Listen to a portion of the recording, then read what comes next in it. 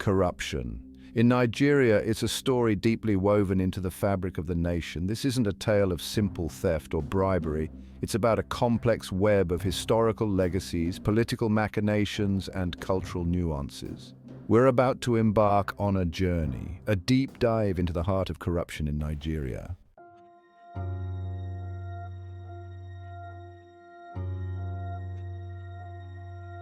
Corruption in Nigeria isn't a singular entity, it's a tapestry woven from various threads. The colonial legacy, a period of exploitation and unequal power dynamics, left its mark. Post-independence, a fledgling nation sought its footing.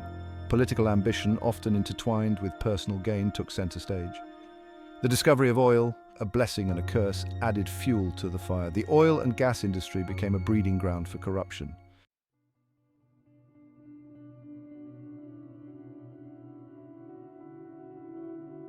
Culture, the lifeblood of any society, plays a pivotal role in this narrative. Societal norms, beliefs, and expectations all contribute to the environment in which corruption thrives. We'll examine the role of tribalism, the pressure to prioritize loyalty over integrity, and the acceptance of certain behaviors as the norm. Furthermore, we'll shine a light on the institutional weaknesses that have allowed corruption to flourish. The lack of accountability, transparency, and effective law enforcement has created a fertile ground for unethical behavior.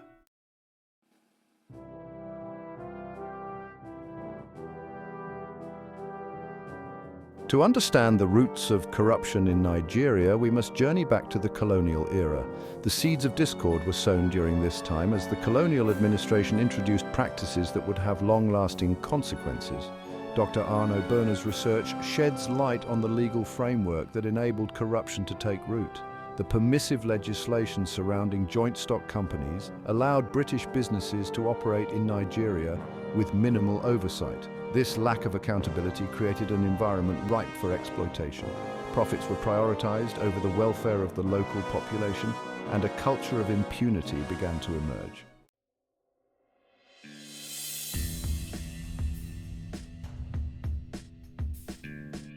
The joint stock company structure became a breeding ground for corruption. These companies, operating under British law, controlled vast resources and influenced local economies. This permissive legislation created a system where exploitation was not only possible but also highly profitable. Companies were incentivized to maximize their gains, often at the expense of local communities. This disregard for ethical conduct, coupled with the lack of effective oversight, set the stage for a culture of corruption. The colonial administration laid the groundwork for a system where corruption could thrive.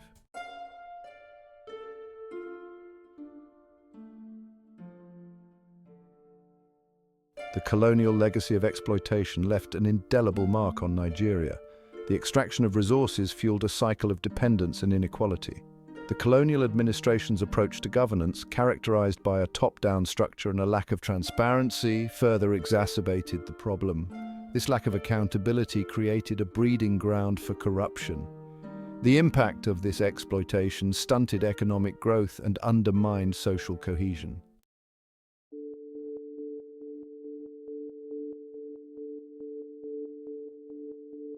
As Nigeria transitioned into independence, it inherited a fractured foundation. The colonial legacy of exploitation created a system where corruption was deeply entrenched. The challenge for the newly independent nation was immense: to dismantle these deeply rooted systems of inequality. However, the transition to independence was not a clean break. The structures of power and economic imbalances established during the colonial era persisted. The fight against corruption would require a fundamental shift in attitudes, behaviors, and institutions.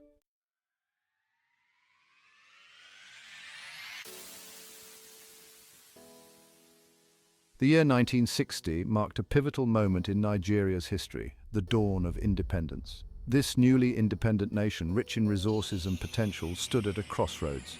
The legacy of colonialism cast a long shadow. The institutions inherited from the colonial administration were often ill-equipped to serve the needs of a truly democratic nation.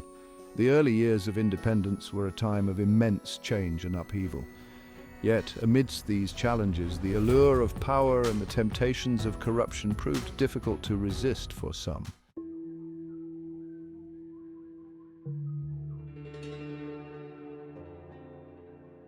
Despite the optimism that accompanied independence, the early years of Nigeria's post-colonial journey were marked by a growing sense of unease. Corruption, which had been a simmering problem during the colonial era, began to rear its ugly head with alarming frequency. Political infighting became a hallmark of this era, as different factions vied for control. Within this climate of instability, corrupt practices flourished. Bribery, nepotism, and the abuse of public office for private gain became increasingly commonplace. This rise in corruption eroded trust in government and fueled cynicism among the populace.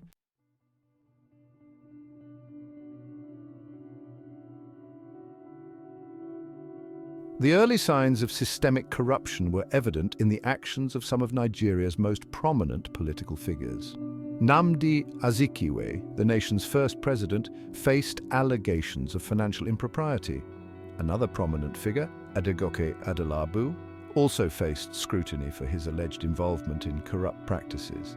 These cases underscored a troubling trend, the willingness of those in positions of power to engage in corrupt practices. They served as a stark reminder that the transition to independence did not automatically erase the deeply ingrained patterns of corruption.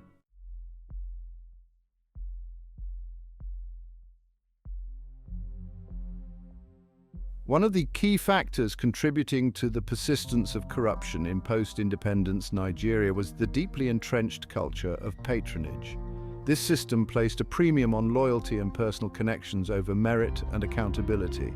Politicians were expected to reward their supporters with government jobs and contracts. This culture of patronage created a fertile ground for corruption to thrive.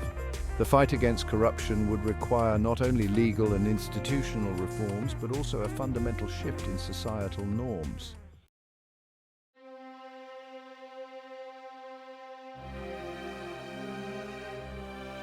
The discovery of oil in Nigeria promised prosperity but soon revealed itself to be a double-edged sword. The allure of vast wealth led to a scramble for control of this newfound treasure. The Nigerian government established the Nigerian National Petroleum Corporation, NNPC, in 1977. However, the concentration of power within NNPC created a breeding ground for corruption. The oil boom of the 1970s brought an influx of wealth, but it was not evenly distributed. This period marked a turning point as corruption became deeply entrenched within the corridors of power.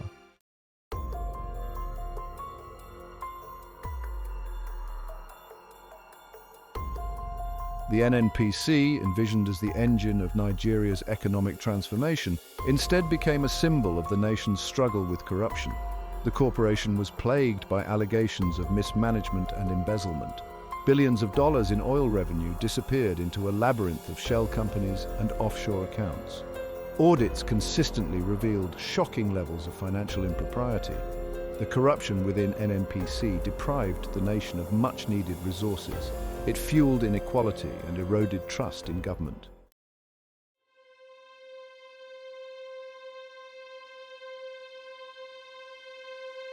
Nigeria's experience with oil highlights the resource curse. This term describes the paradox whereby countries with an abundance of natural resources often experience lower economic growth and higher levels of corruption. The influx of oil revenue created a rentier state, making Nigeria vulnerable to fluctuations in global oil prices. The concentration of wealth and power associated with the oil industry fueled conflict and instability. Local communities, marginalized despite living amidst vast oil reserves, resorted to violence to demand a greater share of the oil wealth.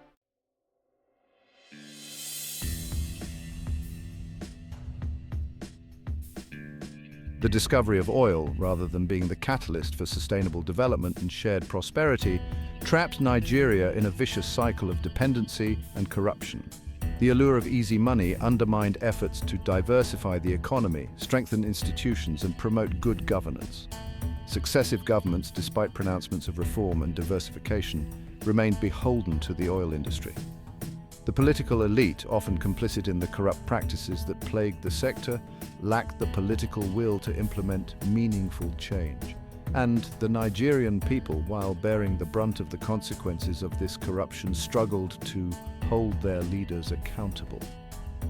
The story of oil in Nigeria is a cautionary tale, a reminder that natural resources, while holding the potential for progress, can also become a curse if not managed responsibly and transparently.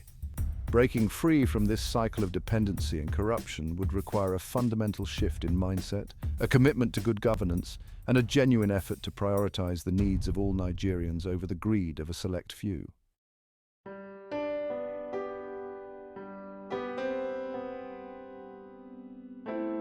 To truly grasp the depth of corruption in Nigeria, we must venture beyond laws and institutions and into the heart of its culture. Cultural norms, deeply ingrained and passed down through generations, play a significant role in shaping behaviors and perceptions. Loyalty to one's family and ethnic group is highly valued, often taking precedence over individual principles or the rule of law. This can create a conflict of interest, where individuals feel obligated to prioritize the needs of their kinship group over the common good. This culture of silence and acceptance allows corruption to flourish unchecked.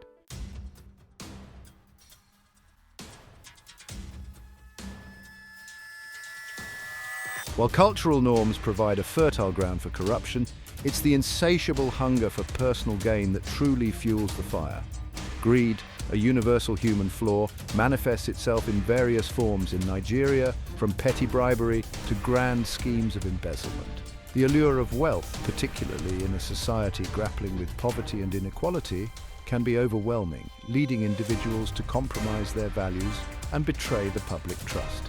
This pursuit of wealth is often accompanied by a desire for ostentatious displays of affluence, making it seem like an accepted path to success rather than a deviant behavior. This insatiable greed has a corrosive effect on Nigerian society. While ordinary citizens are left to bear the brunt of corruption's consequences, the corrupt elite amass vast fortunes, widening the gap between the rich and the poor. Nigeria, a nation of diverse ethnicities and languages, has long grappled with tribalism. While cultural diversity is a source of strength, it has also been exploited to sow division. Tribalism manifests in favoritism, nepotism, and exclusion. This leads to unequal resource distribution and regional neglect. Marginalization fuels resentment and conflict. Tribalism undermines meritocracy and accountability. Addressing corruption requires tackling tribalism.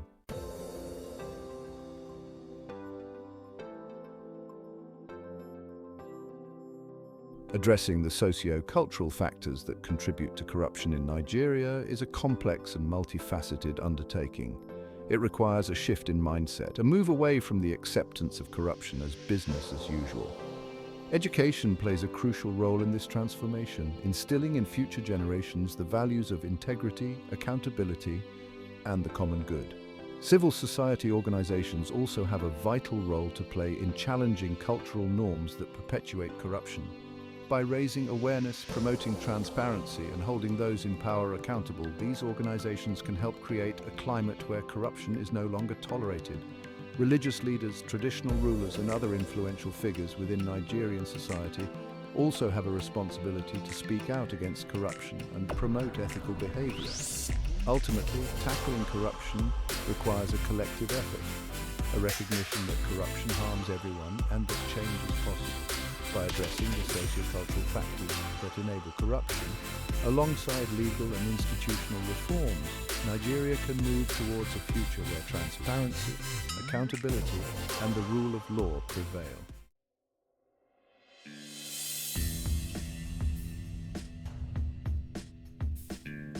Despite numerous attempts to combat corruption, Nigeria faces a critical challenge: institutional weaknesses.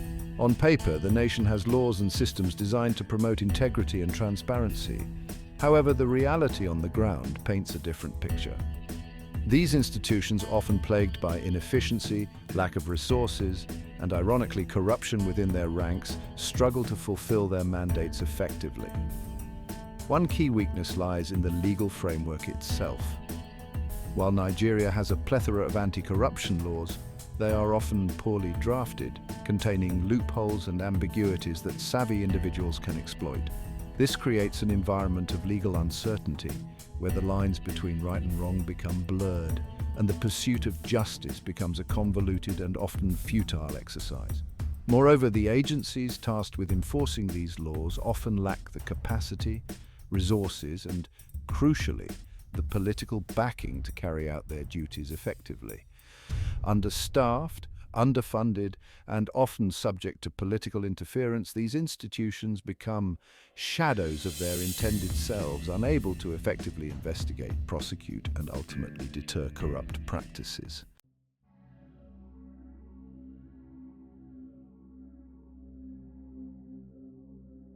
The lack of effective enforcement mechanisms further exacerbates the problem of institutional weakness.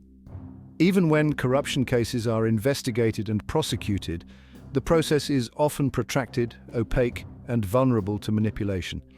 This creates a climate of impunity where those in positions of power feel emboldened to engage in corrupt practices, knowing that the likelihood of facing serious consequences is slim. This lack of enforcement is partly due to a lack of political will. Corruption, having permeated various levels of government, often benefits those in positions of power. As a result, there is often a reluctance to implement and enforce anti-corruption measures that could potentially undermine the very system that sustains them. Furthermore, the judiciary, a crucial pillar in the fight against corruption, faces its own set of challenges. Issues of corruption within the judiciary itself, coupled with a lack of independence and resources, undermine its ability to deliver fair and impartial justice. This erosion of public trust in the judicial system further weakens the fight against corruption, as citizens become disillusioned and lose faith in the possibility of justice being served.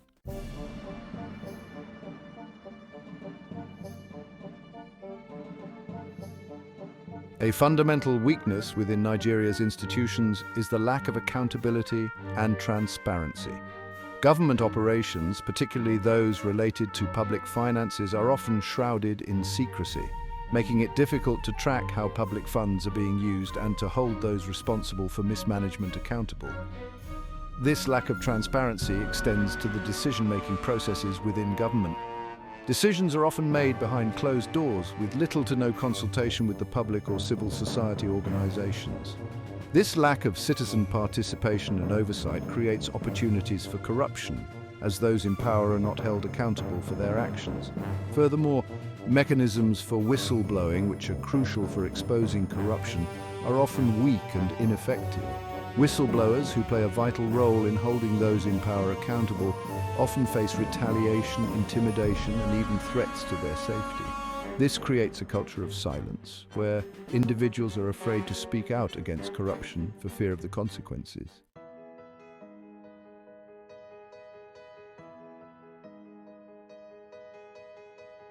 Addressing the institutional weaknesses that plague Nigeria requires a multifaceted approach. It demands a commitment to strengthening legal frameworks, empowering anti-corruption agencies, and ensuring the independence and integrity of the judiciary. However, it also necessitates a fundamental shift in mindset, a move away from the acceptance of corruption as an inevitable part of doing business. Building a culture of transparency and accountability requires a concerted effort from both the government and the citizenry. It involves promoting citizen engagement, strengthening mechanisms for public participation in decision-making processes, and ensuring access to information. It also requires protecting whistleblowers, providing them with safe and secure channels to report corruption without fear of reprisal. Ultimately, overcoming the institutional weaknesses that have allowed corruption to flourish in Nigeria requires a collective effort, a shared recognition that corruption is not inevitable but a solvable problem. It demands a commitment to good governance, transparency, and a genuine desire to create a more just and equitable society for all Nigerians.